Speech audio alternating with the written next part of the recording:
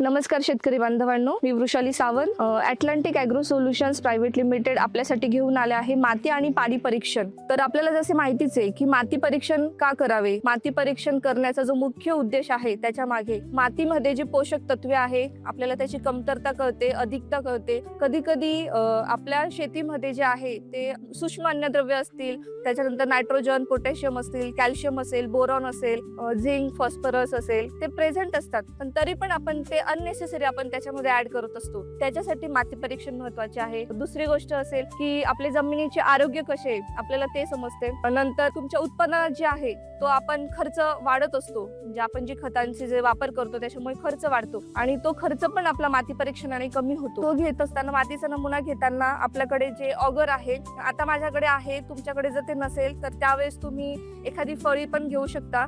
या ऑगरने तुम्हाला फक्त फिरवायचंय, ते खालीपर्यंत गेल्यानंतर जे अर्धा फूट पर्यंत खाली जाणार आणि जी मातीचं येणार आहे, त्याच्यामध्ये जी माती येणार आहे आपण तो सॅम्पल म्हणून घेणार आहे, मातीचा नमुना घेणार आहे. तो नमुना घेत असताना आपण झिगझॅग मुवमेंटने जातो. म्हणजे 1 एकर आपलं जर क्षेत्र असेल तर आपण पहिला एका कॉर्नरला 1 खड्डा केला, मध्ये झिगझॅग मुवमेंटने आपण 5 किंवा 6 खड्डे करतो. तर ते खड्डे करताना आपण बघायचं असतं की आपलं जे पीक आहे, पीक उभं असताना शक्यतो आपण घेत करत नाही, आणि जर पीक उभं असताना जर आपण माती परीक्षणाचा नमुना घेतो त्यावेळेस आपण पीक जे उभं असेल त्याच्यापासून कमीत कमी 1 अर्धा फुटाच्या अंतरावरती आपण मातीचा नमुना घेत असतो.